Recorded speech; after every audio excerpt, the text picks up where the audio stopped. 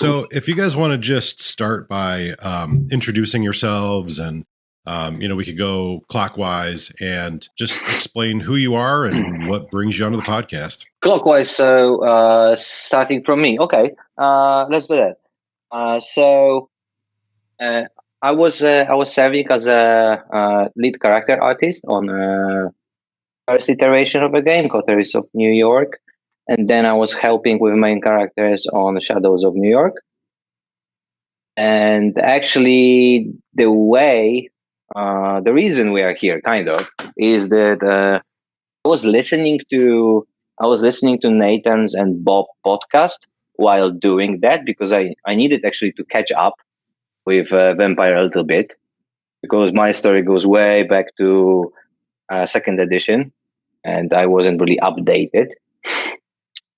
And then I sent like a little thanks to Nathan and Bob. And long story short, here we are after the game was released.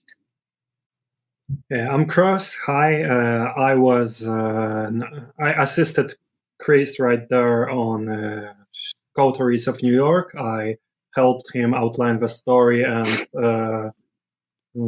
served as a writer on some of the subplots and parts of the main plot. And then I became a vision holder on the Shadows of New York and wrote about 90% of that game.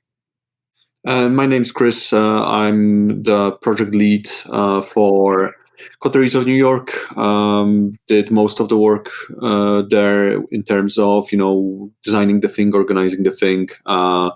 Had help from people in writing as well, Cross included, but wrote probably about half of the game in terms of Coteries.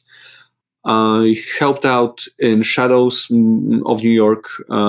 Since Cross took the reins, I mostly did the level design, the kind of in-engine work, plus a bit of production, plus bits and pieces based on my knowledge of the World of Darkness and my contacts with Paradox, the license owners. I was kind of the connecting tissue in that project in some ways. Cool. Well, thank you all three of you for being on. I really, really appreciate you being able to, just correspond with me and figure out an appropriate time because we're all over the place. I am in the U.S. and I believe two of you are in Poland. Yeah, and then one of you is in Japan. So this was like we're basically 7 hours apart, almost exactly 7 hours apart each group. Yeah, it was a lot of fun to organize this, but it proves to me that it can be done. So I appreciate you all coming on. And I one thing I want to mention, podcasting during this time has taken on a different scope for me, at least. I've always kind of podcasted face to face with people, or when I was podcasting with my old partner, we would do it, but just kind of like one-on-one on video. And now actually getting to see people through video and do this basically, when you all jumped on, I was like, oh, these are people that I recognize because like I sense they are players of the vampire game like I am. So I appreciate you guys coming on. So first thing I want to ask about is draw distance, how that came about, and if I understand correctly, it was the company went by a different name and you changed it. So how did you all come together, and what inspired you to start developing games, and just what's the story behind that? Sure. So, like, the short of it is that, Draw Distance is the name that we're under currently. Before we were called iFun for All. It was a company that was set more than a decade ago. It was set up more than a decade ago, and originally it was focused on mobile devices and smaller games, hence iFun, etc. The I at the beginning. In 2016, when I joined the company, they were already deciding to move away from mobile games, and that's how the idea of our breakout title, Serial Cleaner, came around. Serial Cleaner is this kind of fast-paced stealth game, dexterity/stealth game, set in the 70s, and that's the first project I worked on with iPhone for All. The game released in 2017, and since then we knew that we wouldn't be going back to focusing on mobile stuff. We'd be focusing on the big platforms, on PC, Xbox, PS, Nintendo Switch, etc. So we then, I believe the name change came about last year. I think that was the kind of a transitional period at the beginning of the year, and then we've the first two games we have published as Draw Distance was Coteries of New York and Ritual Crown of Horns, which is a game Cross worked on.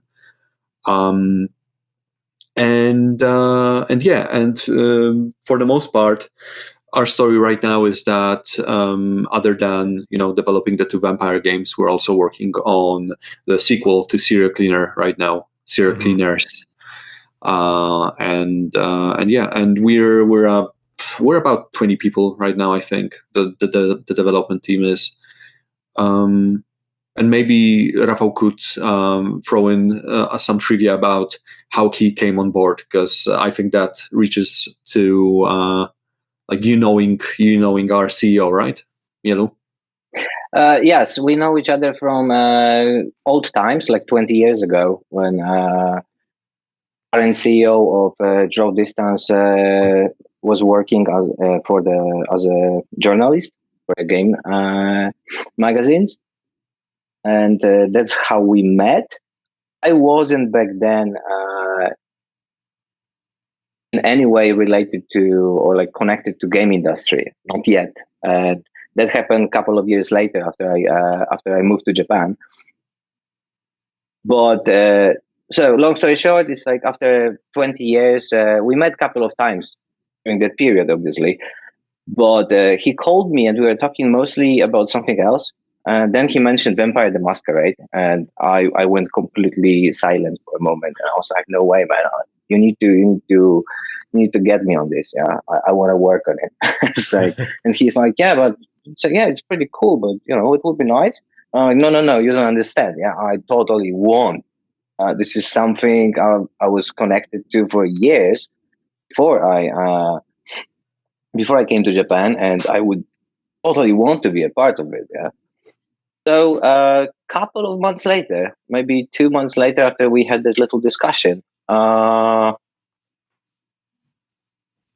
were working on a prototype, and it was kind of like a little submission for Paradox Entertainment, and we just basically had like 2 days, and during those 2 days, I needed to sketch like a bunch of characters, and I remember the second edition, yeah. So to me, Vampire was always a little bit, I started on the deep gothic level, and so they were a little bit over the top, as Kris told me later, and he was like the person who was like just bottoming me, moving me down a little bit all the time.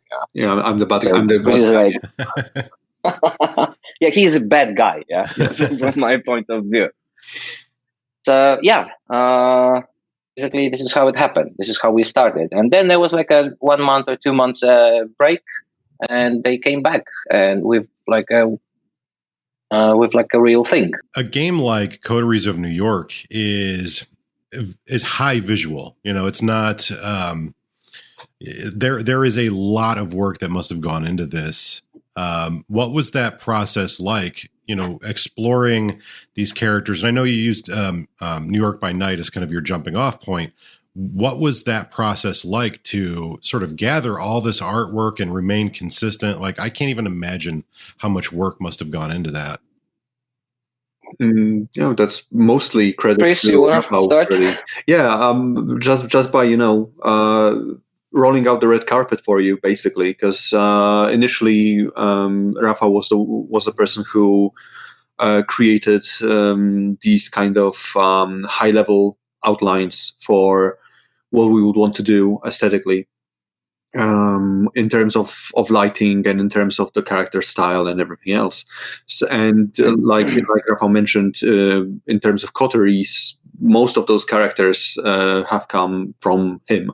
With Shadows, we already had like a very strong visual identity established. Mm-hmm. So it was easier to follow up in that sense. We also had the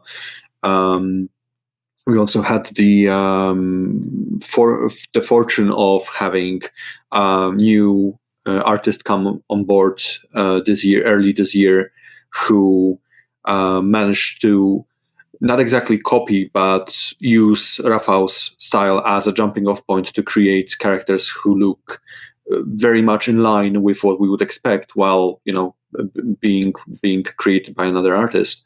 So there was a characters, right? Yeah. So basically, kudos to Rafał for jumping in initially and figuring out how to, I guess, bridge the gap between kind of a concept, what Paradox calls internally concept art style, meaning not like photo manipulation, but instead basically classical drawings, etc. Right. How to mix that with a nice atmosphere, and how to mix that with our background locations, with our backgrounds. Yeah, and that's one of the things that I really appreciate about these two games is the art style. Some people have been critical, even myself, I've been a little critical of like the photograph aspects of V5. I'm a very traditional gamer in the sense that, when you present media to me, I want it to look like, I want it to look like drawings, quite honestly. So I really appreciate the style, because it does, to me, really fit that world of darkness that I grew up with. It's very classic in that sense, but it feels like it's graduated. It's grown up a little bit, a little bit more vibrant in the color aspects. So I definitely appreciate that. Let's talk a little bit about the stories. Take a credit. Yeah, absolutely. You should. Actually, we should. I was just working, on a part of it because it was just characters. Yeah, so characters are like crucial, but all the backgrounds are done by actually one artist, and tons of backgrounds, and he had really difficult work to do. Yeah, and he's from Draw Distance. He works there. So big kudos. Yeah, because he did like amazing. Yes, Philip did an amazing job. Yeah, and he also had to adjust to everything, and it's difficult because we were supposed to do real New York, or at least it was supposed to be almost like a New York, right? And I never been to New York. I don't know if Philip went there. So we were like asking people who we know from New York if they can send some references, we can work with. Just this, Philip, big thanks. So tell me a little bit about the story development of, I guess we'll just start with Coteries, the story development of that, because there is that established, New York by Night, but that's way back in 2001. What went into sort of envisioning the future of both New York City and the Camarilla and its role within it, and how that was presented for a story for essentially designed for new players, for people that maybe aren't familiar with that, and how that was possible to kind of like remain true to that story? Yeah, so the basic thing is, lots of reading went into that, because obviously, like Rafał mentioned, I think all of us here were more familiar with older iterations of the franchise. So for Rafał, that was the second edition. For me, it was the third edition. For Cross, if I'm not mistaken, your onboarding came along with Bloodlines, right? Yeah, so also like kind of tail end of the 90s, early 2000s, third edition style. So a lot of reading came into just figuring out where we should start, brushing up on 5th edition and on the status quo for the Camarilla and the World of Darkness at large. But also reading through New York by Night, one of the first things we did was we kind of created this big document with along with Cross, with all the characters listed and some of the concepts, if I remember correctly. And we kind of we've given our comments to all of them, saying this is how we might use this character. This character we would probably want to cut. Can we kill this character off, etc. That kind of stuff. So we went through basically the entirety of New York by Night and sent that off to Paradox to figure out how they were feeling about the things we've had planned. And I believe like the most important early step was that proof of concept demo that Rafał mentioned. That was basically there to prove to Paradox that we can create a game of this sort with the appropriate style of graphics and the appropriate style of writing, and secondly that we would be able to do justice to the World of Darkness in general, right? So that we basically know what we're doing. And it was confirmed by the fact that the demo was quite well received, only with those few wrinkles here and there that had to do with us not being familiar with V5 as much as we were leaning on stuff that Paradox currently doesn't really say a lot about. So, for example, we've had bits and pieces of the Sabbat in that early concept demo, but we then learned that the Sabbat is something of a no-go zone for now in terms of external developers, etc. So we made some changes, and basically the stuff that made its way into Coteries from that proof of concept demo was mostly due to the fact that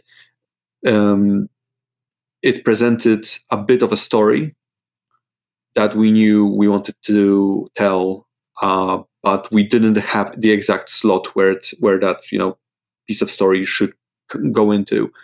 And basically, we at some point realized that instead of rewriting the whole thing, we can just take some of that stuff from that proof of concept demo, rewrite it a bit, and here again, like one of the quests went into Cross's hands, for example, and he kind of made changes to that, and then we slotted it back into like the full thing.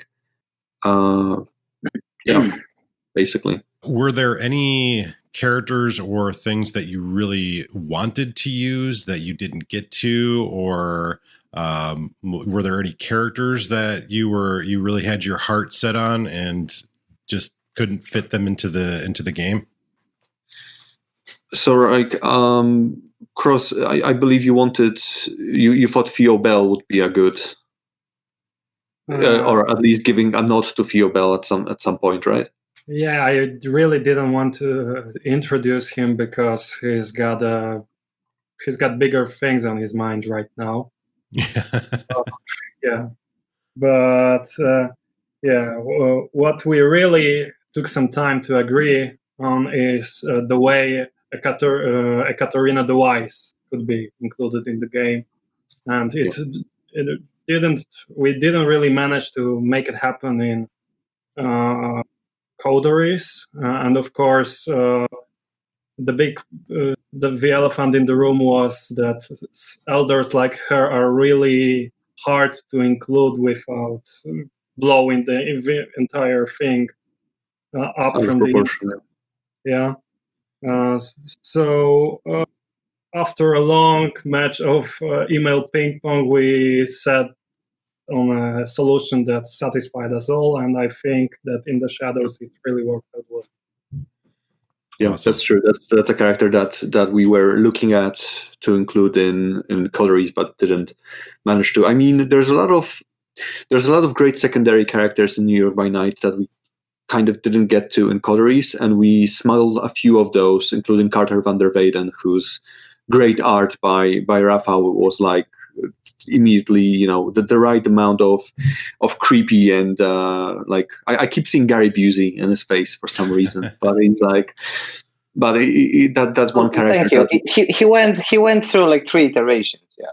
But that's one character that I'm personally happy that Cross managed to sneak him into Shadows, because originally the idea we had for Coteries was quite a bigger game, and with more important Camarilla and non-Camarilla characters making an appearance. But obviously, like, after you start working on a thing, and especially on the kind of short schedule that we had, we quickly realized that we wouldn't be able to do everything we wanted. So we kind of started focusing on the most important stuff, and that's where a lot of characters had to remain only mentioned or not even mentioned. Yeah, it's such a big world, and I can't even imagine trying to put a pin in every character and trying to draw them back to a single cohesive story. Yeah. I've got to imagine that it's like sitting down to storytell for your game group, but times 1,000,000. So it's the amount of work that must go into it is just baffling to me. Actually, I'll throw in a tidbit that might be, like, from my perspective at least, making World of Darkness game and a Vampire the Masquerade game was in some way a video game was in some way maybe a little bit less stressful, other than the fact that you make an impact on the lore, etc. So that's kind of the element that's kind of stressful. But in a freeform RPG, your players can go anywhere and meet anyone, right? And you have to be prepared for all contingencies. Whereas in a video game, we know that, like, these are the constraints that we're working with, and if that character is not in the script, then they're not going to appear out of nowhere. Yeah.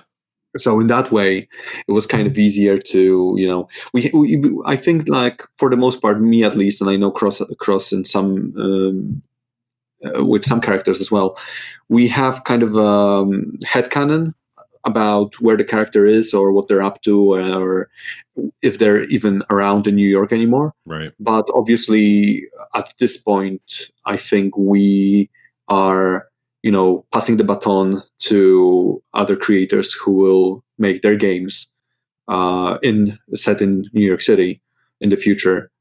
And we have kind of left the city at a status quo that we believe is quite interesting, and it's a very uneasy balance.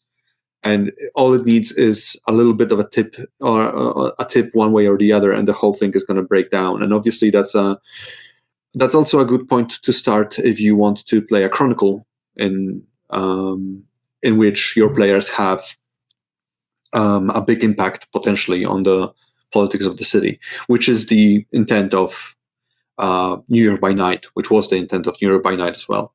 Yeah, as a supplement. It was definitely, I mean, there were some other little crazy things here and there going on behind the scenes, but it was definitely like a situation where it was barely contained. The chaos was just around the corner. So out of curiosity, I tend to ask this to most people, how did you get into this property? How did you get into Vampire the Masquerade? What was that origin story like for you? I know, Cross, you said you got in to Bloodlines. Did you have previous experience playing tabletop games, or was it just strictly the video game scenario? I had a brief contact with Redemption, which is why I also felt that Ekaterina needs to be included in a New York related game. I haven't exactly managed to set up a session or anything or play a chronicle, but I did manage to get my hands on some core books as a teen, and I used to browse them, and it made an impact too. But no, Bloodlines was the big thing. The entire storyline, the art style, the music, the feeling of being there in 2004 was just incredible, and it's still my favorite thing related to the series. I've met so many people that game just kind of like blew the door open for them. Yeah. My personal experience, I came from like the LARP community, and I never really even got into playing Bloodlines. Like to this day, I've played like 15 minutes of it because I missed it when it came out. And now going back, it's kind of like, it's a little hard, but so many people I've met that are like in their early 30s, late 20s, that game just like opened the door for them. So I'm infinitely grateful, even though I wasn't personally exposed to it. But, I was like a little running around playing rock, paper, scissors type of guy. So how about you, Kris? Let's go with Rafael maybe first, because Okay. I think I'm going to, answering your question, I'm also going to segue into maybe how the company got the chance to work on the IP, because that might be interesting. I like it. The question is, it's like how I got in contact with a vampire So I think I was in a high school, which was a long time ago. And I was looking for some new RPG. And I went to this store. And back then in Poland, it wasn't like, you could get everything you wanted. Yeah, there was not so many things available back then. So there was a vampire, the Masquerade, and I immediately got hooked on a cover art, actually. And there was like a hardcover, which was more like French comic books than regular AD&D system, and I just immediately got it, and then we kind of got all people in my group kind of got infested, and some other guy got Wraith and Mage, and just started to dig inside. Someone got Cult, because back then there was like a little crossover between World of Darkness and Cult, and we just went completely mental over it. And it's like I think I spent with Vampire in storytelling quite a bit, 5 or 6 years back then. Yeah, 5 or 6, maybe more. So at one point we stopped throwing dice, and we just started to. There was no storyteller per se, and everyone was a storyteller, everyone was a player, and we just started to tell stories to each other. And I think there was like the moment we decided that it's enough, and we kind of did everything. I was never into LARP, and I was never into computer games. I never played anything related to Vampire, actually, to related to World of Darkness. I think the Coteries of New York is a first thing, just like a digital stuff. Yeah. Okay. Yeah. That's my little story. So I got my start from tabletop role playing as well.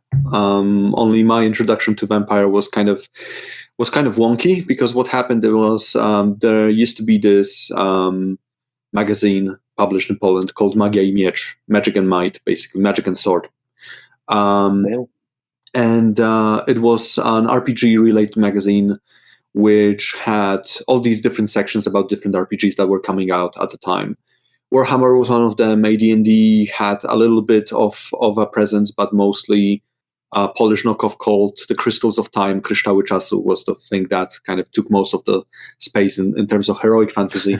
And then you had, your Warhammers, you had your Call of Cthulhu's, which is still one of the most popular systems in Poland. And a few other things, among them the World of Darkness. And I used to skim through those articles because I didn't really know what they were about. And I was like vaguely aware of the World of Darkness. And then came Vampire the Masquerade Redemption, which I've played. I first read about it in a video game related magazine, thought it sounded interesting. Later got a copy, played it. The copy was faulty because it was pirated. It was just how things were back then. And I couldn't really get too far into the story, but then finally I got the an actual original copy of it and played it through years later. But at the same time, like Rafa, I was looking for new RPGs, and having now been aware of Vampire through those articles on Redemption, those articles in Magia I Miecz, I finally went into a shop and I wanted to buy Vampire, Dark Ages Vampire.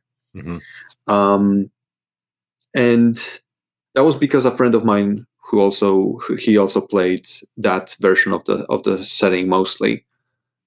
But the girl at the counter said, "You know what? If you're just starting out, might I interest you in Vampire the Masquerade?" I was like, "Yeah, I don't know. I really like the Middle Ages, though." And she's like, "No, really. You should probably try this one." And I kind of had the same reaction as Rafał did to the cover of the third edition, of the second and third editions. They were pretty similar, with the red rose on the green marble. And that was something that immediately struck a chord with me. And I kind of looked through the book, and that day I did come out with Vampire the Masquerade, and later I came back for Vampire Dark Ages anyway. And I still own both. I've played a little bit on and off. I did a little bit of LARPing in Masquerade. I almost did a bit of LARPing with Requiem, but that never ended up happening, even though I had a character ready. But for the most part, my exposure over the years was mostly keeping an eye out on what's going on with the franchise, hearing things about then the New World of Darkness, what's now called Chronicles of Darkness, and being vaguely interested in it, never really playing it all too much, playing Bloodlines and liking Bloodlines too. But yeah, when the option came to come back to it and to kind of do some archaeological digging in my own story as a RPG player and as a gamer in general, I kind of jumped on the occasion because it was like, oh, okay, so they're doing a new edition. I wonder what's that like. And that's kind of the reason we're doing it at all, is because one of our business, our kind of business guy named Jacek, he basically met with then head of White Wolf in 2018 during some fair somewhere. I believe it might have been something in on the West Coast, an E3 or something to that extent. 2 years ago. And he kind of established that contact then, and he himself, being a fan of Vampire and a fan of RPGs in general, he returned to us saying, well, I've got this contact, we might maybe do something about it. And because we were working with Microsoft at that point on another game for their Mixel platform, which is now defunct, their kind of streaming alternative to Twitch, the initial idea was, okay, so maybe we can kind of make Microsoft and White Wolf meet together with us as the intermediary by creating a game for Mixer, but set on the official license of Vampire the Masquerade. That idea didn't come to completion because at that point Microsoft was already kind of less interested in creating games for Mixer exclusively. And we did have that contact line to them. And that's kind of how we came to early 2019 and, talking about that proof of concept demo. And that's kind of how the story of the development started. So how has your perspective on the World of Darkness changed since having to do all of this work on this game? What is your perspective now compared to what it was before you sat down and did all this work and exploration? Maybe Rafał will start. No. Fair enough. I will not start. Yeah, it was too complex. It was too complex question. I need to prepare myself. So yeah, I hate it now. Yeah, I don't know about you guys, but obviously, if you've listened to my older podcast, we had to read a book a week, and we did that from 2016. I believe 2016 to 2019, which means I read more Vampire the Masquerade than anybody ever should in the history of life. And frankly, probably more than even members of White Wolf did at any point. to the point, yeah, it was just I was like, I love this game, but get it away from me. Yeah. Yeah, I know the feeling. I mean, in a way, I think Vampire will now it is certain that it will always be somehow important to me, but I also, whenever we finish a project, it's like I never want to look at Vampire again. At least it is like this for me, and you have to recharge batteries and disconnect yourself from all of this and see what you feel about Vampire the Masquerade later on, because right off the bat, it's just you feel like the universe sucked you dry and you sucked that universe dry, and nobody came of any better. I generally can agree that that's how I felt after Coteries, definitely, because of how at times hectic the production for Coteries was. I did come out of that project a little bit burned out on Vampire. So I was happy that Cross volunteered to take over with Shadows because, first off, his idea for a follow-up to Coteries, which we knew we were going to do at the beginning of this year because Coteries, basically because it sold well, right? And we saw that there was interest in the game, so we knew that we wanted to do some kind of follow-up. Cross's idea for that was much better than mine was. So I'm happy that he took over. But for me, it's a mix of a bigger appreciation of the amount of detail and the amount of interconnected stuff that happens to have this World of Darkness work together. And it is a little bit of I'm happy to be doing something else in the future, right? Right. Basically, after you spend so much time engrossed in a world and reading about it and internalizing all that stuff, it does become tiresome and you kind of want a change in diet, basically. Yeah. And personally, Vampire will, I think, always remain to me this very interesting setting and very atmospheric setting. I would love to finally GM a longer chronicle of it at some point, because I find it would be an interesting challenge to somebody who's I'm mostly used to GMing adventure pulpy fantasy stuff. So changing gears to something like Vampire, especially now with the 5th edition where there's an increased refocus on the humanity aspect of the vampire, so on all the touchstones and your and the way you have different NPCs that created this web of interconnected characters.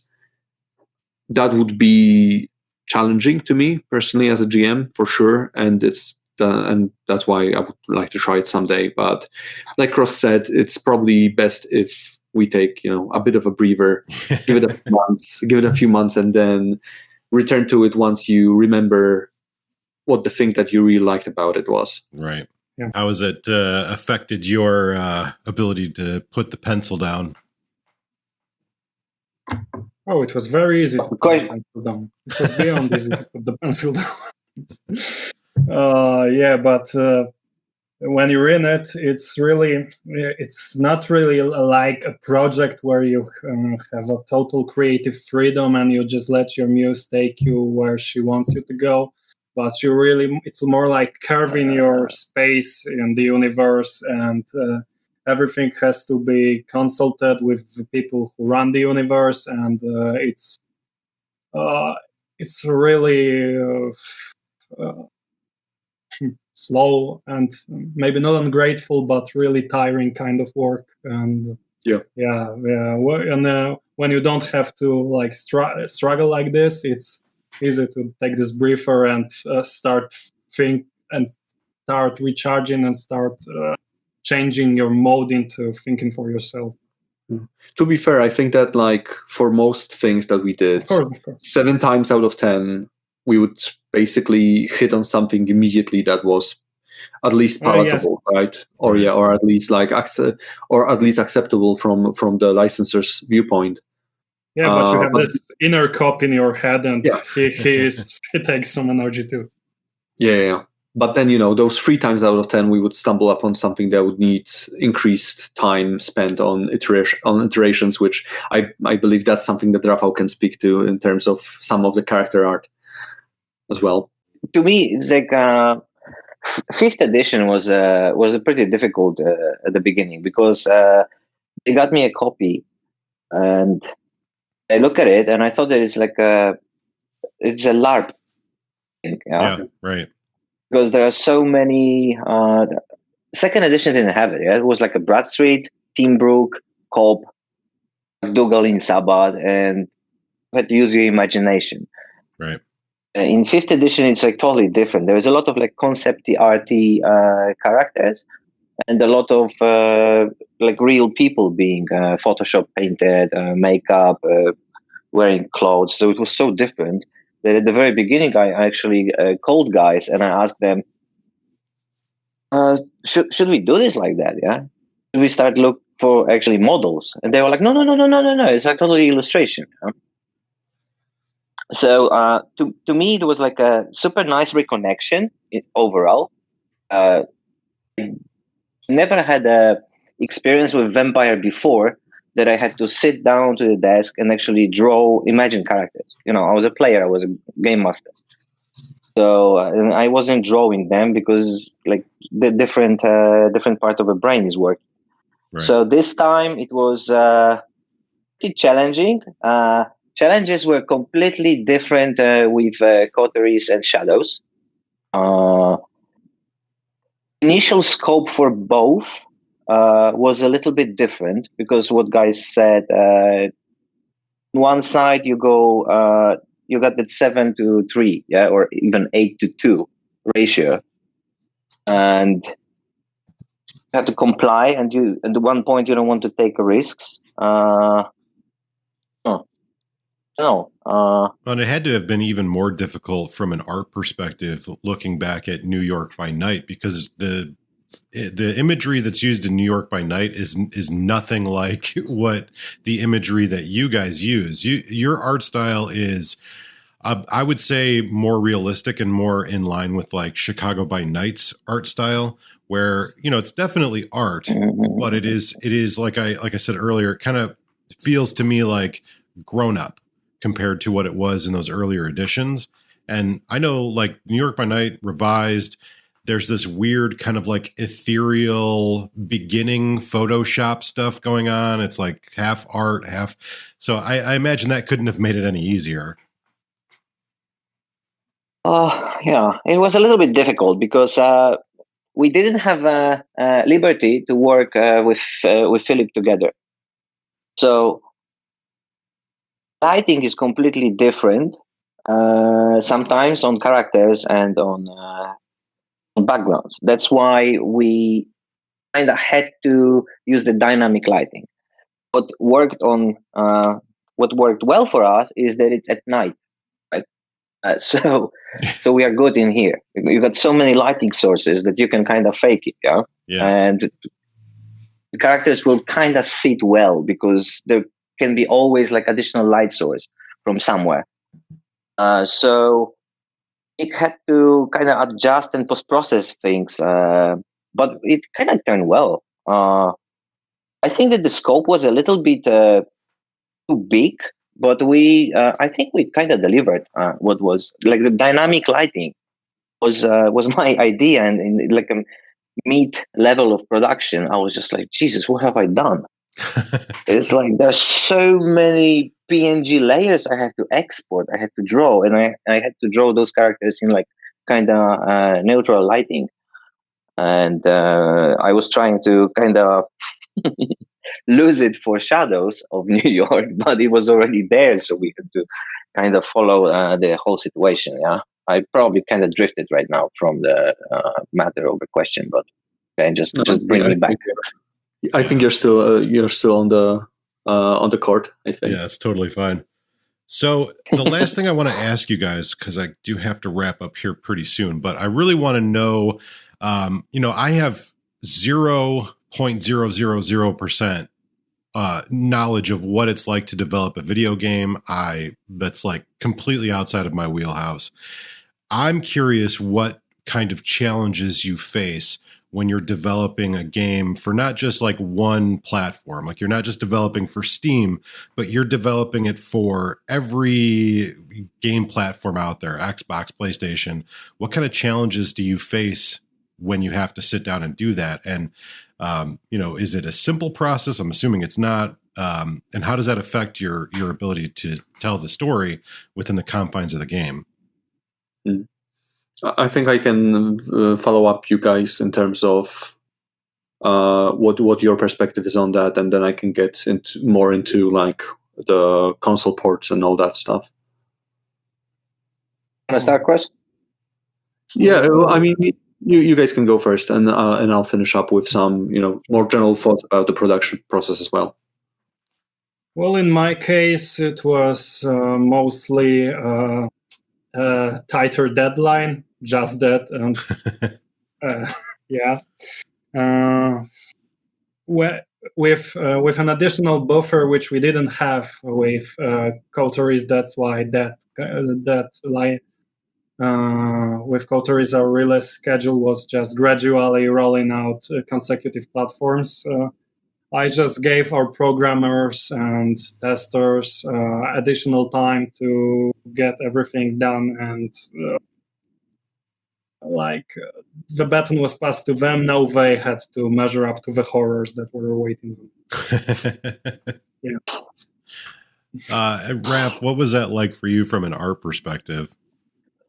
To me, the most challenging thing was actually comparing to other projects I work with, was that usually I work on an idea, right? And lighting idea, even characters are always something that will be turned into 3D in the end. Yeah. So I'm just giving ideas, and then like super talented people are taking over, and the process continues. Yeah. And here, everything I did was going into the game, like it is. Yeah. And it's always had like a moments when I was realizing it, and it was always like super stressful. So I had to take a break, and start to work again like it was like a regular concept art, so it would be turned into 3D.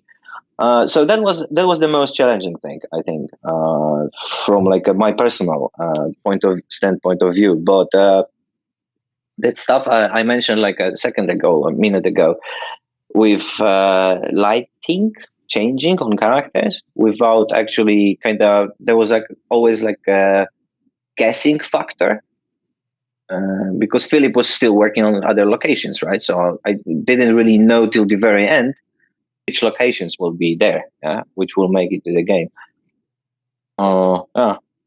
It's challenging. And we were trying to actually challenge ourselves even more on the shadows, because since the main character, I think I can say it, yeah? So it's like, since the main character is La Sombra, so we're thinking, it's like, what if it will give only her like a super duper dynamic shadows going on her? And that would actually... Nope, we won't be doing that. Kris was like, no, that's not gonna happen, guys. As an idea, it was cool, and we were even thinking that we don't have to deliver the same quality of dynamic shadows for each of the characters, because she's La Sombra, so she can get that little special treatment, Right. It will be like kind of, oh, okay, that's nice. Well, that didn't happen. Maybe next time. Yeah. I mean, yeah. Ross is not laughing. The reason why it didn't happen is, I think, partially an answer to your question, Nathan, which is Shadows of New York was basically built on already established stuff in Coteries, and we had certain kinds of technological debt in a way for Shadows. With Coteries, the reason why we didn't quite do the release on all consoles simultaneously, which was originally the plan for Coteries as well, and the reason why the reason why we couldn't do a more robust shadow system, which we also initially thought we would be able to do, is because we basically made some early decisions in terms of the tech and in terms of the software that carried with them certain expectations. For me, as the person who wrote much of the story and who implemented nearly all of it, we had one plugin, for example, which we realized like several months into production started lagging because of the amount of data. And basically, I barely remember November of last year because it was so stressful to try and push everything towards the release date, while working on tech that clearly had its issues, and we had to kind of work around that in different ways. And then on top of that, the fact that for most consoles, like if you complete a game for PC, you can, generally speaking, publish it the same week, roughly. Like there will be a few days where you have to wait for the store to accept the game, right? But for consoles, there's about a month of a process of certification. So basically, what that means is, if we want to release your game in December, like we wanted with Coteries, the game would have to be complete in early November, which there was no chance in hell that's going to be happening, because of different delays, because of different issues we had with some of the people who work with us on outsource, etc. We had like a bunch of really small, of technically small issues that all kind of amounted to production problems around every corner for Coteries. So fortunately for Shadows, most of that stuff was figured out, right? We already knew that we could deliver a game like that we could publish it to different platforms. All we had to do was basically do the same thing again, but without any of the problems. But of course, it's not how it happened. And we also, we decided that that tool that I was using to create the game, that we had to optimize it. But to optimize it, the coders had to rewrite it. And when they did, a lot of other stuff unraveled, right, and had to be kind of taken back and basically like rebuilt, so that like the a game Pandora's box. Yeah, exactly. It's like whenever you find a problem and you fix that problem, you might have, especially since how it happened, the coders working on Shadows of New York weren't the same people who set up Coteries. So for programmers, that's basically like trying to figure out another person's handwriting and logic from a book that's like 500 years old, right? It's archaeology, basically, at some in some stages. So it was a challenging thing to make it happen on all platforms. But like Cross said, this time we knew we had a deadline that we had to meet, so that the programmers could work on porting to other consoles. And for the most part, we did a good enough job that we delivered the builds on time for all platforms without any major hiccups. So basically, Coteries in that way was very much a learning experience for us. Awesome. I have one last question, and I don't know if I don't know how this works either for you, for your company and whatnot, but you have a physical package coming out in 2021, right? And that'll include both copies of the games and then I believe a vinyl copy of the soundtracks. Yeah. What has gone into that development? Have any of you been a part of that, or I physical media for me, like trying to create something that I'm actually going to sell, is a huge pain in the ass. So I'm just curious, like what went into that and how you were involved. So I don't think either of us was involved directly. I think that's mostly the decision to do that came from Jacek again, from business development. Basically, contacting either we contacted them or they contacted us. It's an outside company that does that prepares the whole thing, and we obviously the only thing we have to do is to provide them with all the materials. But I'm super excited that it's even happening. It's kind of wild, to be honest, because working in the video game industry in the last few years mostly means that you're used to your game coming out in digital form. So like, let's wrap. Yeah, he'll come back. So when we got like physical copies of Serial Cleaner in 2017, which had a limited PC run and then a limited PS4 run, that was already kind of fun because you could stick some extras into there. You could stick the soundtrack on a CD, etc.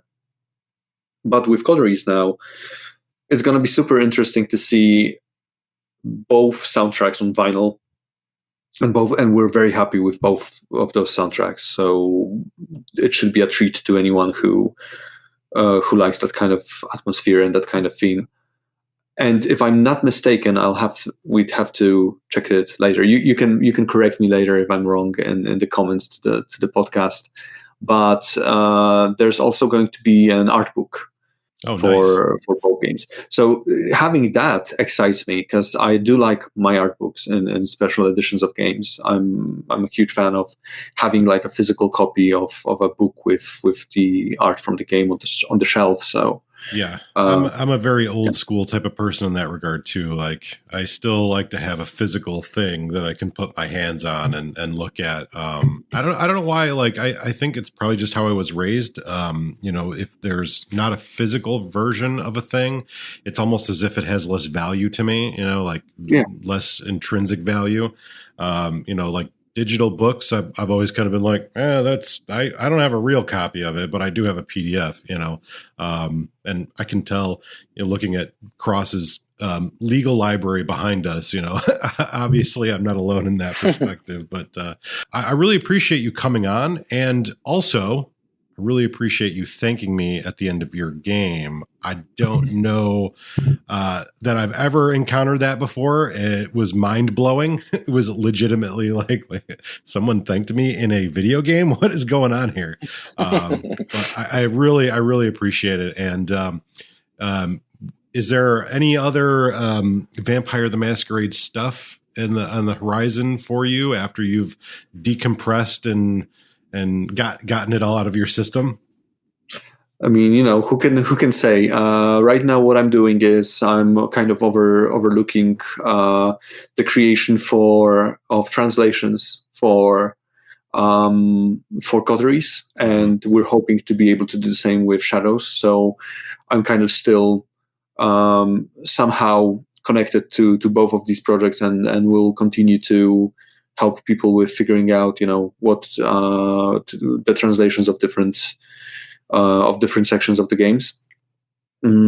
So for me, this project, I mean, Coteries had a very long tail in a way, and it seems like with all the other stuff that's happening, the physical version you mentioned and the translations, both of these projects are still going to keep happening for me in small ways for the foreseeable future. So I'm definitely like keeping my hand on those two, if nothing else. Nice. So I guess the next question before I wrap up is when are we going to get you guys together to actually play a tabletop campaign? Well, I mean, I've got the books, I've got the dice, so anytime you're ready, you let me know. Yeah, I'd be happy to. I've been very eager to play a Bruja for years now. So nice. All right. Well, thank you guys for coming on, and I really appreciate it. And we will talk to you later. Also, before we go, I'm sorry. Check out Coteries of New York, Shadows of New York. Check out Draw Distance. They have a bunch of other games. There will be links in wherever places that links go. So just check those out. And hopefully we'll have you guys back on. Maybe we'll figure out a time when we can assemble and do a little live play. I don't know. No promises, but yeah. All right. Thank you guys very much. Thank you for having us. Yeah, thank you for having us.